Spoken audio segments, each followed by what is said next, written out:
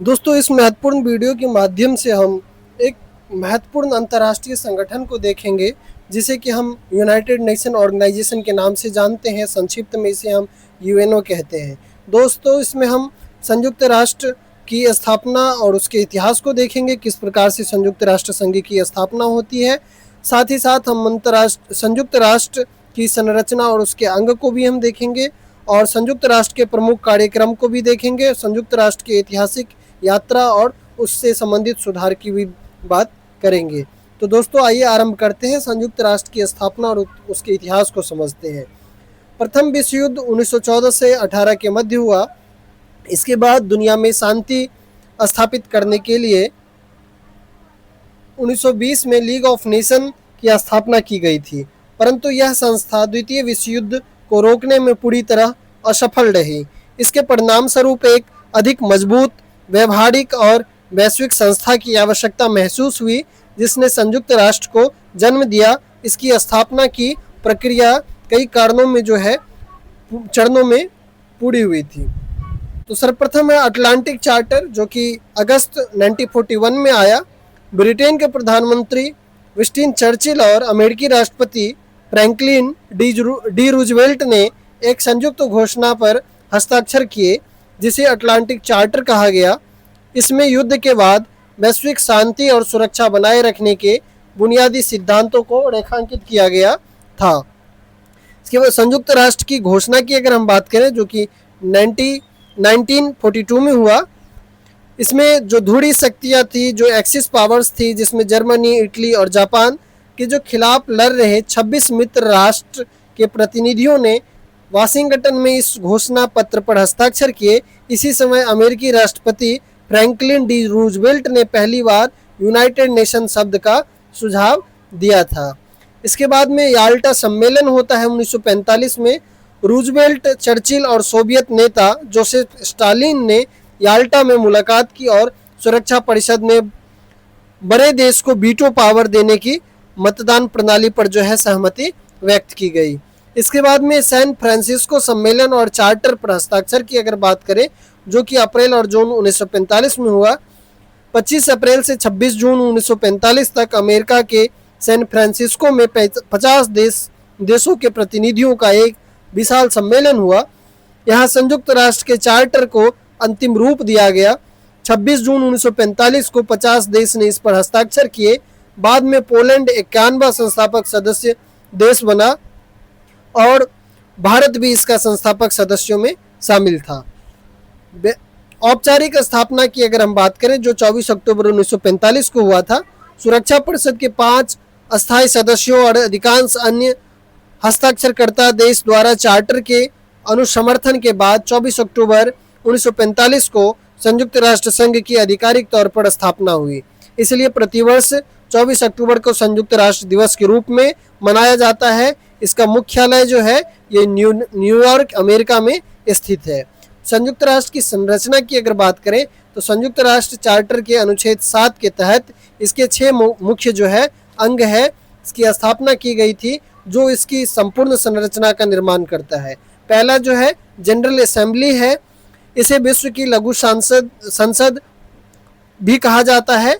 इसमें 193 सदस्य देशों को समान प्रतिनिधित्व प्राप्त है और प्रत्येक देश के पास एक वोट होता है। इसका जो कार्य है, नए सदस्यों को प्रवेश देना, बजट पारित करना और अंतर्राष्ट्रीय सुरक्षा से जुड़े महत्वपूर्ण मुद्दों पर चर्चा करना। महत्वपूर्ण निर्णयों के लिए 2/3 बहुमत की आवश्यकता होती है। इसके बाद में सुरक्षा परिषद की अगर हम बात करें, इसे संयुक्त राष्ट्र का दुनिया का पुलिसमैन भी कहा जाता है। यह अंतर्राष्ट्रीय शांति और सुरक्षा के लिए उत्तरदायी प्राथमिक अंग है। इसमें कुल 15 सदस्य होते हैं, जो 5 होते हैं ये परमानेंट मेंबर होते हैं, जिसे P5 भी कहा जाता है, जिसमें कि अमेरिका, रूस, ब्रिटेन, फ्रांस और चीन है। और 10 अस्थायी सदस्य हैं, जो कि महासभा द्वारा 2 वर्ष की अवधि के लिए चुने जाते हैं। P5 सदस्य के पास वीटो पावर होता है, यानी कि जो परमानेंट सदस्य हैं इनके पास में वीटो पावर है, जिसके तहत यदि कोई एक अस्थायी सदस्य भी किसी प्रस्ताव के विरोध में वोट कर दे, तो वह प्रस्ताव पास नहीं हो सकता है। इसके बाद में जो थर्ड है आर्थिक और सामाजिक परिषद, इकोनॉमिक एंड सोशल काउंसिल। यह वैश्विक आर्थिक, सामाजिक और पर्यावरणीय मुद्दे पर समन्वय स्थापित करने वाले मुख्य अंग है। इसमें वर्तमान में 54 सदस्य है, जिसका चुनाव महासभा द्वारा 3 वर्ष के लिए किया जाता है। यह मानवाधिकारों के संरक्षण और विकास कार्यों की देखरेख करता है। इसके बाद में ट्रस्टीशिप काउंसिल है। इसकी स्थापना उन क्षेत्रों की देखरेख के लिए की गई थी जो द्वितीय विश्व युद्ध के बाद स्वतंत्र नहीं हो पाए थे। 1994 में अंतिम ट्रस्ट क्षेत्र जो है पलाऊ के स्वतंत्र होने के बाद इसके कार्य को औपचारिक रूप से जो है निलंबित कर दिया गया है। अब ये कार्यशील नहीं है, फंक्शनल नहीं है। इसके बाद में अंतर्राष्ट्रीय न्यायालय की अगर हम बात करें, आईसीजे की अगर बात की जाए, तो यह संयुक्त राष्ट्र का मुख्य न्यायिक अंग है। इसका मुख्यालय जो है नीदरलैंड के द हेग में है स्थित है। यह एकमात्र ऐसा मुख्य अंग है जिसका मुख्यालय न्यूयॉर्क से बाहर है।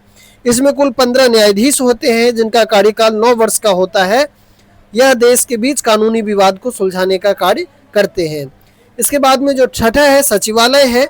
यह संयुक्त राष्ट्र का प्रशासनिक और दैनिक कार्यों को संभालने वाला अंग है। इसके सर्वोच्च प्रशासनिक अधिकारी को महासचिव कहा जाता है, सेक्रेटरी जनरल कहा जाता है, जिसकी नियुक्ति सुरक्षा परिषद की सिफारिश पर महासभा द्वारा 5 वर्ष के लिए की जाती है।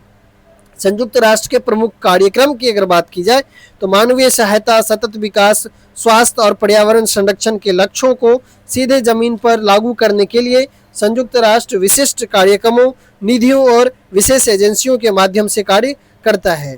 इसमें है सर्वप्रथम यूएनडीपी, जिसे कि संयुक्त राष्ट्र विकास कार्यक्रम कहते हैं हिंदी में, और वैश्विक गरीबी उन्मूलन, सतत विकास और लोकतांत्रिक शासन को बढ़ावा देना जो है इनका मुख्य कार्य है। यूनिसेफ है इसके बाद में, संयुक्त राष्ट्र बाल कोष, दुनिया भर के बच्चों के स्वास्थ्य, शिक्षा, पोषण और अधिकारों की रक्षा करना इनका मुख्य उद्देश्य और कार्य है।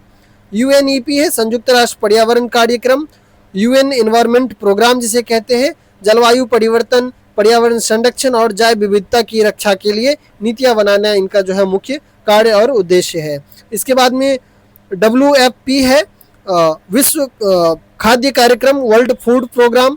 इनका जो मुख्य कार्य और उद्देश्य है भूखमरी से निपटना, आपातकालीन खाद्य सहायता प्रदान करना। इसे 2020 में जो है शांति का नोबेल पुरस्कार भी प्रदान किया गया था। इसके बाद में WHO की बात करें तो विश्व स्वास्थ्य संगठन जो है ये वैश्विक महामारियों को रोकना इनका मुख्य कार्य है।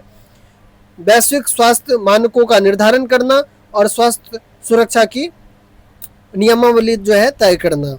इसके बाद में यूनेस्को है जिसे कि UN educational, scientific and cultural organisation कहते हैं। ये शिक्षा, विज्ञान, संस्कृति और संचार के माध्यम से वैश्विक शांति को बढ़ावा देने का कार्य करते हैं। इसके बाद में संयुक्त राष्ट्र की ऐतिहासिक यात्रा और सुधार की अगर हम बात की जाए तो 1945 से लेकर वर्तमान समय तक संयुक्त राष्ट्र की ऐतिहासिक यात्रा को 3 मुख्य चरणों में विभाजित करके देखा जा सकता है, जो इसके क्रमिक विकास को दर्शाता है। जो पहला चरण है 1945 से 1991 तक का है। इस दौर में अमेरिका यानी कि पूंजीवादी ब्लॉक और सोवियत संघ जो साम्यवादी ब्लॉक के बीच भयंकर वैचारिक प्रतिद्वंद्विता थी। सुरक्षा परिषद में दोनों महाशक्तियों द्वारा अत्यधिक वीटो का उपयोग किए जाने के कारण संयुक्त राष्ट्र कई बड़े राजनीतिक मुद्दों पर जो है पैरालाइज्ड की तरह हो गया था। इसके बावजूद यूएन ने कोरियाई युद्ध जो कि 1950 और सुएज नहर संकट 1956 में महत्वपूर्ण भूमिका निभाई। 1956 में ही पहली बार यूएन पीस कीपिंग फोर्स की अवधारणा का भी विकास हुआ था। ये याद रखेंगे, बहुत ही महत्वपूर्ण है, यहाँ से प्रश्न बनाए जाते हैं। ये दरअसल 1945 से 1991 तक जो है ये यूएन के शीत युद्ध के समय की बात की जा रही है। इसके बाद में शीत युद्ध के बाद के दौर को अगर हम देखें तो सोवियत संघ के विघटन के बाद दुनिया एक ध्रुवीय हो गई, जिसमें अमेरिका का दबदबा बढ़ा। इस काल में यूएन ने खाड़ी युद्ध 1991 में सामूहिक सुरक्षा की कार्रवाई की, साथ ही इसका ध्यान पारंपरिक युद्धों से हट करके मानवीय हस्तक्षेप, ह्यूमन इंटरवेंशन, मानवाधिकार संरक्षण और आंतरिक गृह युद्धों जैसे कि सोमालिया, रवांडा, बाल्कन देशों के संकट को सुलझाने की ओर जो है हस्तांतरित हुआ। इसके बाद भी 21वीं सदी में जो है सहस्त्राब्दी और विकास लक्ष्य की अगर हम बात करें जो कि सन 2000 से लेकर के अब तक की बात है, तो वर्ष 2000 में संयुक्त राष्ट्र ने 8 जो है शताब्दी विकास लक्ष्य जिसे कि MDGs कहते हैं ये तय किया गया था। इसे मिलेनियम डेवलपमेंट गोल्स भी कहते हैं, जिन्हें 2015 तक विकसित करना था, जिसके बाद 2015 में सतत विकास लक्ष्य सस्टेनेबल डेवलपमेंट गोल SDG अपनाए गए, जिसके तहत जो 2030 तक दुनिया से गरीबी, भुखमरी और असमानता को खत्म करने और जलवायु परिवर्तन से लड़ने के लिए 17 जो है वैश्विक लक्ष्य को निर्धारित किया गया है। अब दोस्तों एक महत्वपूर्ण प्रश्न कई बार जो है बनते हैं कि संयुक्त राष्ट्र में सुधार की आवश्यकता को लेकर के प्रश्न पूछा जाता है कि क्या आवश्यकता है। तो दरअसल जो थर्ड वर्ल्ड कंट्रीज है और दक्षिण गोलार्ध के जो देश है, इनके द्वारा कई बार जो है यूनाइटेड नेशन में सुधार की आवाज़ उठाई जाती है। इसके जो प्रमुख कारण है वो इस प्रकार से है। 21वीं सदी की वास्तविकताओं को देखते हुए वर्तमान में संयुक्त राष्ट्र में व्यापक ढांचागत सुधार की मांग की जा रही है। मुख्य मांगे जो है इस प्रकार से है। पहला है सुरक्षा परिषद का विस्तार।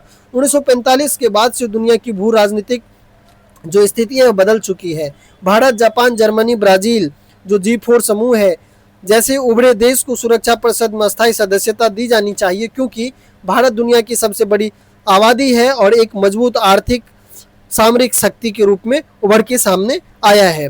वीटो पावर की समीक्षा की बात की जा रही है। वीटो के मनमाने उपयोग को सीमित करने की आवश्यकता है ताकि वैश्विक संकटों के समय में जो है संस्था जो है त्वरित निर्णय ले सके, जैसे कि रूस यूक्रेन युद्ध है, मध्य पूर्व संकट है। ऐसी सिचुएशन में जो है संस्था के द्वारा यानी कि यूएनओ के द्वारा जो है त्वरित निर्णय लिया जा सके, और निर्णय जो है राजनीतिक निर्णय नहीं होना चाहिए, राजनीति से प्रेरित निर्णय नहीं होना चाहिए, वैश्विक शांति के लिए लिए गए निर्णय होने चाहिए। इसके बाद में वित्तीय और प्रशासनिक सुधार की बात की जाती है। इसके बजट आवंटन में पारदर्शिता लाने और कुछ बड़े देशों की जैसे कि अमेरिका पर इसकी और साथ ही साथ जो यूरोपीय देश है इस पे इनकी जो वित्तीय निर्भरता को कम करने की मांग लंबे समय से चलती आ रही है। तो इस प्रकार की सुधार की मांग जो है की जा रही है।